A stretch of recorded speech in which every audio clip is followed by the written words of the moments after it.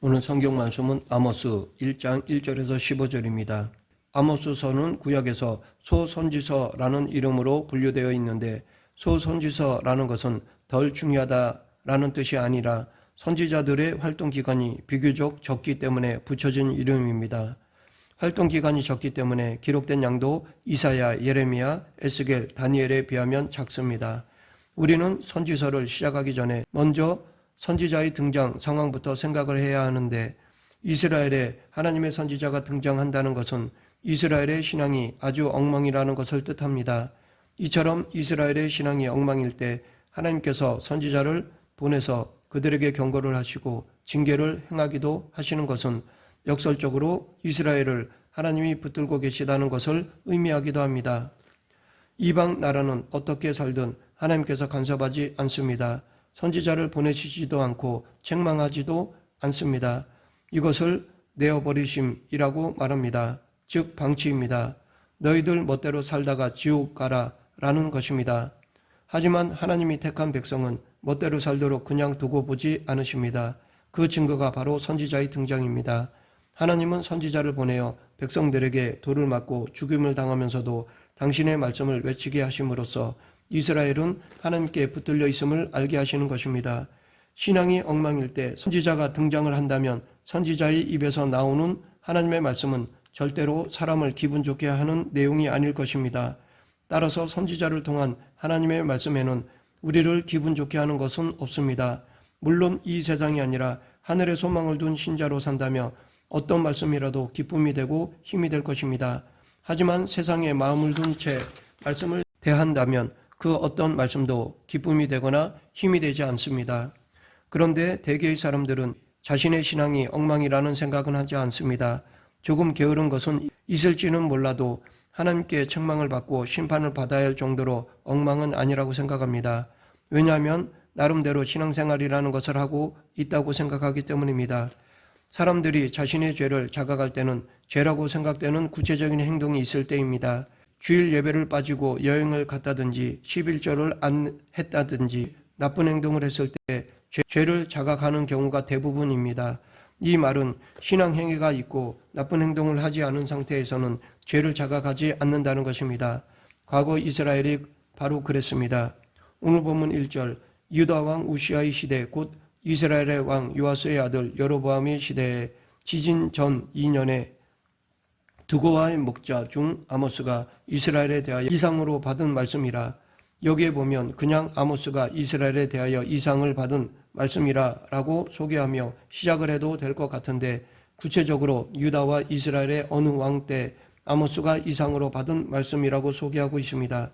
이렇게 자세하게 소개하는 이유는 아모스가 보냄을 받을 당시 이스라엘이 어떤 상황에 있는가를 말하기 위해서입니다.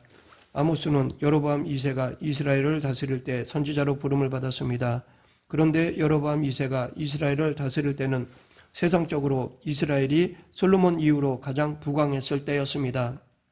당시 팔레스틴 땅은 하맛과 다메섹이란 왕국이 거의 주도권을 쥐고 있었습니다. 그런데 이 두 나라가 서로 갈등을 일으키고 전쟁을 하는 틈을 타서 여로보암 2세는 남쪽 유다와 북쪽 이스라엘이 잃었던 땅을 회복하였던 것입니다. 그 결과 이스라엘은 솔로몬 시대에 버금가는 부강함을 누리며 풍요롭게 살았던 것입니다. 아모스가 등장했을 때 이스라엘의 상황이 이처럼 부강함과 풍요함을 누렸을 때라는 것은 우리에게 시사하는 바가 크다고 할 수 있습니다. 왜냐하면 우리는 하나님께 죄를 범하거나 신앙이 엉망이 될 때 그 이유를 환경 탓으로 돌리는 경우가 허다하기 때문입니다. 즉 힘들고 어려우니까 신앙생활을 제대로 할 수 없다는 것입니다. 하나님께 원망하고 불평하게 되는 것도 결국은 하나님이 우리를 힘들고 어렵게 하시기 때문이 아니냐라는 것입니다. 이 말은 잘 살게만 해주면 하나님께 죄를 범하지 않고 신앙생활도 바르게 잘할 수 있다는 뜻이 됩니다. 하지만 이스라엘은 하나님이 풍요와 부강함을 누리도록 하셨지만 선지자가 하나님의 말씀을 들고 가야 할 정도로 엉망이었습니다. 이 같은 사실은 환경과 형편이 인간을 죄짓게 하는 것이 아님을 뜻하는 것입니다. 환경과 형편이 좋다면 하나님을 원망하고 불평하는 것은 없을 것입니다. 하지만 죄는 하나님께 원망하고 불평하는 것만이 전부가 아닙니다. 또한 원망과 불평 그 자체를 죄로 보기 전에 원망과 불평이 나오는 이유를 생각해야 합니다. 거기에 죄의 근원이 있기 때문입니다. 여로보암 2세 때의 이스라엘은 분명 하나님을 원망하고 불평할 환경이 아니었습니다. 오히려 부강하게 살게 하신 하나님께 감사해야 했습니다. 그런데 왜 선지자가 등장하고 책망을 받아야 하는 것입니까? 2절 그가 이르되 여호와께서 시온에서부터 부르짖으시며 예루살렘에서부터 소리를 내시리니 목자의 초장이 마르고 갈멜산 꼭대기가 마르리로다. 여기 여호와의 부르짖는 소리에 의해서 초장이 마르고 갈멜산이 마른다라는 것은 가뭄으로 인해서 푸른 초장이 마를 정도로 하나님의 진노가 크다는 것을 의미합니다. 이 하나님의 큰 진노가 무엇 때문인가? 그 이유는 시온에서부터 부르짖으시며 예루살렘에서부터 소리를 내시리니 라는 말로 드러납니다. 시온이나 예루살렘은 같은 의미로 사용되는데 그곳에는 성전이 있고 성전에는 언약궤가 있습니다. 언약궤가 상징하는 것은 거룩한 제물의 피로써 이스라엘의 죄를 덮으시고 용서하시는 하나님의 용서와 자비하심입니다. 그런 시온에서부터 하나님이 부르짖는다라는 것은 하나님이 진노하시는 것이 곧 하나님의 용서와 자비하심에 대한 문제임을 암시하는 것입니다. 나라가 부강했을 때 발생하는 악이 바로 이런 것입니다. 비록 이스라엘이 부강했다고는 하지만 그 안에는 반드시 약자가 존재하기 마련입니다. 이스라엘이 부강했다고 해서 모든 백성이 다 부강하게 잘 사는 것은 아닙니다. 이것은 지금도 마찬가지입니다. 모든 사람이 동일하게 골고루 잘 사는 나라는 없습니다. 이런 경우 발생하는 것은 잘 사는 사람은 믿음이 좋아서 복받은 것으로 간주되지만 가난하고 고통을 겪는 사람은 하나님께 징계를 받은 것으로 간주되는 것입니다. 삶의 형편에 대한 이런 시각은 지금의 교회에서도 많이 볼 수 있습니다. 암암리에 잘 사는 것과 못 사는 것이 신앙을 구분하는 기준으로 되어 있는 것입니다. 이로 인해서 부유한 자가 가난한 자를 억압하고 무시하는 일이 발생하게 되는데 하나님은 이에 대해 진노하시는 것입니다. 8장 11절을 보면 주 여호와의 말씀이니라 보라 날이 이를지라 내가 기근을 땅에 보내리니 양식이 없어 주림이 아니며 물이 없어 가람이 아니요 여호와의 말씀을 듣지 못한 기갈이라 라고 말씀하십니다. 푸른 초장이 마르는 기근을 주신 것이 단지 고통스럽게 하기 위한 것이 아니라 여호와의 말씀이 없는 것이 진짜 기갈이라는 것을 알게 하기 위함이라는 것입니다. 그런데 이스라엘은 자신의 부강함으로 인해서 신자에게 참된 기갈이 무엇인가를 전혀 모르고 있습니다. 아예 자신들이 말씀을 듣지 못하는 기갈의 상태에 있다는 사실 자체도 알지 못하고 있습니다. 바로 이것이 그들의 문제였고 지금 우리들의 문제인 것입니다. 오늘날 교회의 신앙생활은 많은 것을 행하는 풍성의 상태에 있다고 할 수 있습니다. 사람들은 그것을 신앙이라고 하지만 하나님은 그것으로 기뻐하지 않으시는 것입니다. 부요를 원하고 부요로 가난한 자를 억압하는 것은 그 안에 말씀이 없다는 증거입니다. 그런데도 말씀이 없는 참된 기갈을 느끼지 못합니다. 세상적인 풍성함 때문에 자신의 실체를 보지 못합니다. 우리는 하나님의 말씀은 우리로 하여금 풍요 속에 죄가 무엇인가를 알게 하고 세상 것으로 풍성해도 말씀을 듣지 못한다면 그것이 곧 기갈임을 알아야 할 것입니다. 이스라엘의 선지자가 등장했다는 것은 하나님과 이스라엘의 관계에 문제가 있다는 증거인데 세상적인 것으로 본다면 이스라엘은 하나님과의 관계에 아무런 문제가 없다고 할 정도로 정상적이었습니다. 왜냐하면 당시 이스라엘은 솔로몬 이후로 가장 부강해진 상태였고 하나님과의 관계 또한 제사를 드리고 제물을 바치는 것으로 아무런 문제가 없어 보였기 때문입니다. 하나님과 아무런 문제가 없고 하나님을 잘 섬기니까 복을 주셔서 이렇게 잘 살게 하신 것이 아니냐라고 평가할 수 있는 그런 시절이었던 것입니다. 하지만 하나님은 아모스를 보내심으로 이스라엘의 죄를 책망하십니다. 그런데 이상하게 이방인의 죄를 먼저 책망하시고 그들에게 임할 심판에 대해 말씀하십니다. 이방인의 죄를 책망하시려면 해당되는 나라의 선지자를 보내셔서 책망을 하시는 것이 맞지 않냐고 생각이 듭니다. 그런데 왜 이방인의 죄를 먼저 언급하시는 것일까요? 그것은 이유가 있습니다. 오늘 본문에 보면 다메섹과 가사, 두로, 암몬, 에돔을 언급하면서 그들의 서너 가지 죄에 대해 책망하십니다. 모든 나라가 동일하게 서너 가지 죄로 언급되고 있는 것은 그들의 죄가 모두 같다는 것을 뜻합니다. 이것이 의미하는 것은 죄는 그 행동의 여부로 구별되지 않는다는 것입니다. 세상에서의 죄는 행동을 가지고 죄의 경중을 따집니다.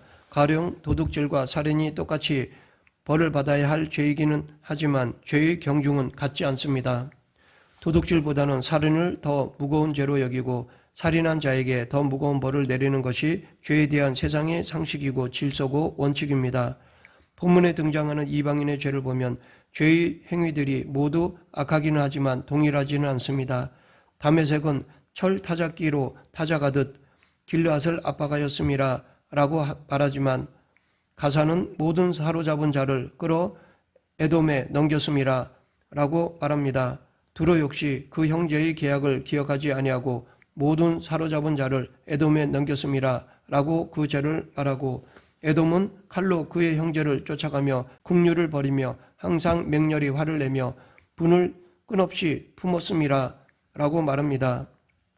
그리고 암몬 죄는 그들이 자기 지경을 넓히고자 하여 길르앗의 아이벤 여인의 배를 갈랐음이니라 라고 말합니다. 이들이 행한 악행 가운데 가장 악하다고 할 수 있는 것은 아이벤 여인의 배를 가른 행위입니다. 또한 단지 길르앗을 압박한 것보다는 사로잡은 자를 에돔에 팔아넘긴 행위가 더 악하다고 할 수 있습니다. 따라서 죄에 대한 세상의 기준과 원칙을 가지고 판단한다면 각기 다른 심판이 내려질 수 있습니다. 그런데 아모스는 그 모든 죄를 행한 이방 나라들에 동일하게 불을 내려서 그 궁궐들을 사른다고 말하고 있습니다. 즉 동일한 심판을 선포한 것입니다. 동일한 심판은 그들의 악함이 동일하다는 것을 뜻합니다. 따라서 이방 나라의 악행은 비록 다르다고 할지라도 하나님이 보시는 그들의 죄는 동일함을 뜻하는 것입니다. 이처럼 이방 나라의 죄를 말씀하시고 2장에서 유다와 이스라엘의 죄를 말씀하시는 것도 유다와 이스라엘의 죄가 이방인과 동일함을 드러내기 위함이라는 것을 알 수 있습니다. 이스라엘을 향해서 이방 나라의 죄를 선포할 때 이스라엘은 그들이 하나님의 심판을 받는 것을 당연하게 여길 것입니다. 하지만 하나님은 이방 나라와 유다와 이스라엘이 동일한 악을 행하는 자라는 것을 말씀하시고자 한 것입니다. 이처럼 신자는 예수님을 믿지 않는 불신자들과 예수님을 믿는 자신은 죄에 대해서는 다를 것이라는 생각을 할 수 있습니다. 불신자는 용서받을 수 없는 죄 가운데 있지만 신자인 자신은 죄를 범해도 용서받을 수 있는 자라고 여기는 것입니다. 하지만 불신자와 다를 바 없는 사고방식으로 산다면 교회를 나오든 나오지 않든 그들은 모두 하나님과 상관없는 자일 뿐임을 알아야 합니다. 본문에 나오는 이방인의 죄에서 동일한 것은 강자가 약자에게 행하는 횡포입니다. 그 행위는 비록 다르지만 강자로서 약자를 억압하고 자신의 강함을 과시하는 것은 동일합니다. 이것이 인간이 갖고 있는 악함의 본질이라는 것입니다. 하나님은 바로 본질을 보시는 것입니다. 전쟁을 해서 승리한 나라는 패배한 나라의 백성을 포로로 취하게 됩니다.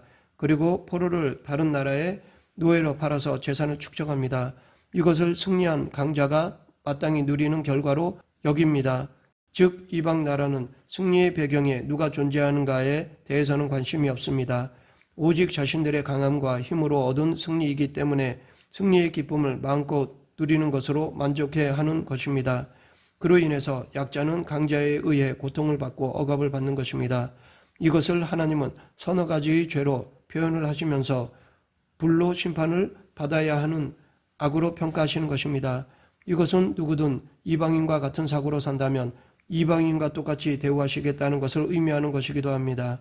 신자는 죄에 대한 시각이 달라져야 합니다. 이방 나라를 향한 책망을 보면 우리는 이방 나라와 같지 않고 따라서 죄와도 거리가 멀다고 생각할 수 있습니다. 당시 유다와 이스라엘도 동일한 생각을 했을 수 있습니다. 하지만 하나님께서 악하게 보시는 것은 세상의 것을 힘으로 여기면서 그 힘의 여부로 사람을 판단하고 다르게 대하는 습성입니다. 이러한 습성은 자신에게 관심을 두고 오직 자신을 위해 살아가는 인간관계에서는 피할 수 없는 것입니다. 하나님은 바로 이것을 악하다고 하시는 것입니다.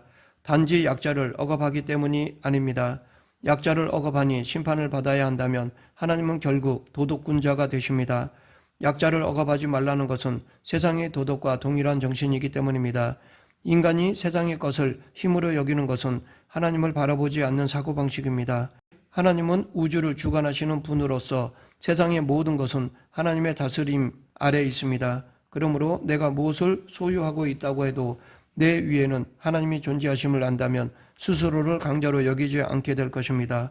결국 약자를 억압하는 것은 하나님의 존재하심을 무시하는 사고방식을 배경으로 하고 있기에 악하다고 하시는 것입니다. 말씀을 맺겠습니다. 신앙은 하나님과의 관계에 있는 것입니다. 올바른 하나님과의 관계에 있다면 세상의 것이 많고 적음에 따라 강자와 약자로 구분되어지지 않습니다. 즉 하나님 앞에서 강자는 존재하지 않는다는 것을 압니다. 누구든 하나님의 은혜 없이는 존재할 수 없는 연약한 자임을 알기 때문에 자신에게 주어진 것도 은혜임을 인정합니다. 이것이 믿음이 있는 신자의 삶의 정신입니다. 그래서 신자에게서 다른 사람에게 유익이 될 만한 행동이 나온다면 그 역시 은혜일 뿐입니다. 그렇기 때문에 어떤 행동으로도 자신을 과시할 수 없는 것입니다. 이것이 하나님과의 관계에서 자신을 바라보는 믿음의 시각입니다. 우리 모두 이 시각을 소유하길 간절히 축원합니다. 기도하겠습니다. 생사화복을 주관하시는 하나님 아버지, 나의 모든 것이 내 수고와 노력이 아닌 전적인 하나님의 은혜임을 깨닫고 온유하게 살아가는 성도가 되게 하여 주시옵소서. 예수님 이름으로 기도드립니다. 아멘.